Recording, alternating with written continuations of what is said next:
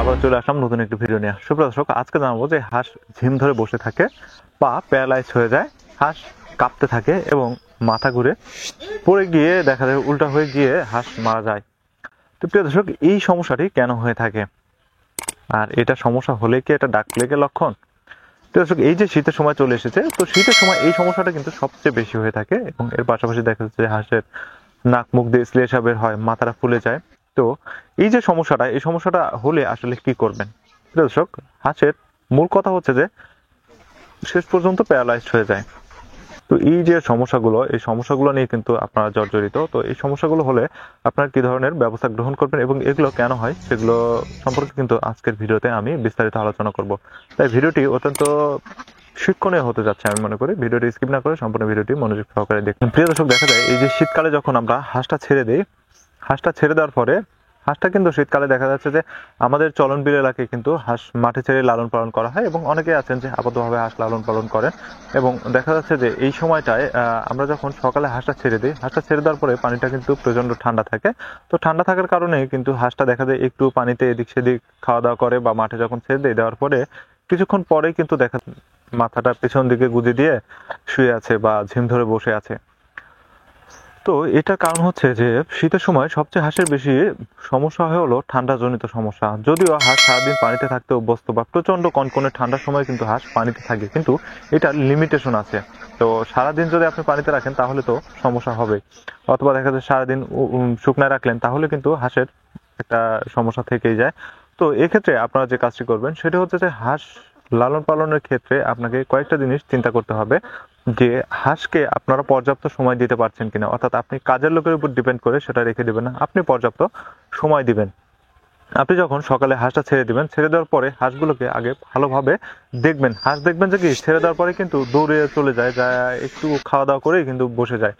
তো সেক্ষেত্রে আপনি সকালে একবার খুব ভালোভাবে দেখবেন যে হাঁসের কোনো সমস্যা হচ্ছে কিনা, বা হাঁস যে ঝিম ধরে বসে আছে আপনারা হাঁসের কাছে যাবেন। যে হাঁসটা দেখবেন ঝিম ধরে বসে আছে ওই হাঁসের ধীরে ধীরে ওই হাঁসটার কাছে যাবেন, কাছে গিয়ে হাঁসটা ধরবেন। হাঁসটা ধরার পরে দেখবেন যে হাঁসের শরীরে জ্বর আছে কিনা, বা মুখটা দেখবেন মুখ দিয়ে শ্লেষা বের হচ্ছে কিনা বা নাক দিয়ে শ্লেষা বের হচ্ছে না, চোখটা কেমন আছে, চোখটা ঘোলা হয়ে গিয়েছে কিনা বা চোখটা দেখা যাচ্ছে যে ঠিক আছে কিনা, এবং মাথাটাও হাত দিয়ে দেখবেন যে মাথাটা ফোলা আছে কিনা।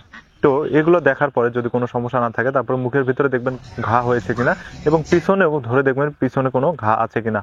তো আমি যেগুলো বললাম এই সমস্যাগুলোই কিন্তু আপনার এই শীতের সময় বেশি হয়ে থাকে। তো এগুলো দেখার পরে যদি কোনো ধরনের সমস্যা না থাকে তাহলে এটা স্বাভাবিক। দেখা যাচ্ছে যে হাঁসটা হয়তো ক্লান্ত, সে কারণে ঘুমিয়ে আছে বা এই জন্যই ঝিম ধরে বসে আছে।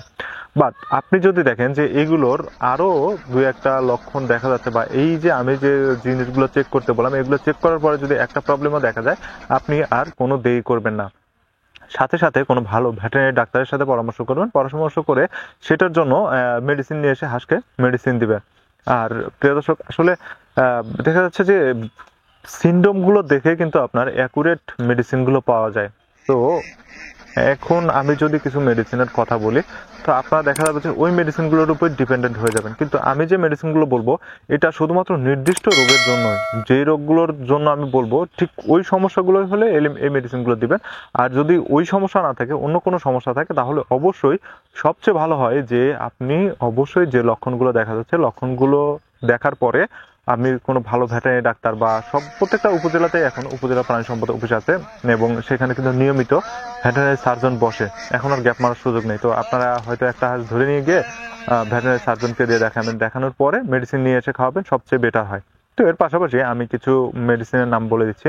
সেটা হচ্ছে যদি দেখেন যে হাঁসের পা প্যারালাইজড হয়ে গিয়েছে, অন্য কোনো লক্ষণ নেই, তাহলে তো আপনারা বড়ার মতো তো থায়াবিনটা ইউজ করবেন।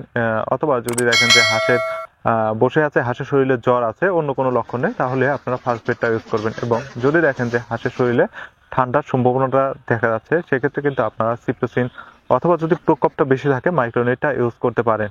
এবং আপনারা যদি দেখেন যে হাঁসের মুখে ঘা বা পিছনে ঘা হয়েছে, তাহলে সেক্ষেত্রে আপনারা রিবোফ্লাভিন যে ট্যাবলেটটা এটা ইউজ করতে পারেন। আর শীতের সময় আপনারা নিয়মিত সপ্তাহে 1 দিন বা 2 দিন রিবোফ্লাভিন ট্যাবলেটটা চালাবেন এবং যে ঠান্ডার যে ওষুধগুলো আছে যেমন সিপ্রোসিন অথবা হিস্টাসিন, এই ওষুধগুলো, ঠান্ডার ওষুধগুলো কিন্তু আপনারা সপ্তাহে 1-2 দিন চালাতে পারেন প্রিয় দর্শক। তো এভাবে যদি আপনারা নিয়মিত শিডিউল করে কিছু মেডিসিন চালান এবং হাঁসগুলোকে দেখে রাখেন এবং শীতের সময় কি ধরনের পরিচর্যা করবেন সেটা নিয়ে কিন্তু আমার চ্যানেলে ভিডিও দেওয়া আছে, আপনারা চাইলে সেই ভিডিওটা দেখে আসতে পারেন।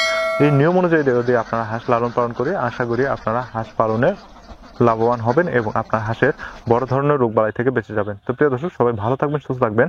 আজকের মতো এখানে বিদায় নিচ্ছি। আর আপনাদের যে কোনো কিছু জানা থাকলে আমাদের কমেন্ট বক্সে কমেন্ট করে জানাবেন। আর যদি আপনি মনে করেন এই ভিডিও দেখে আপনি উপকৃত হয়েছেন, তাহলে ভিডিওটি শেয়ার করে দিবেন যাতে আপনার পাশাপাশি আরো এক ভাই দেখতে পারে।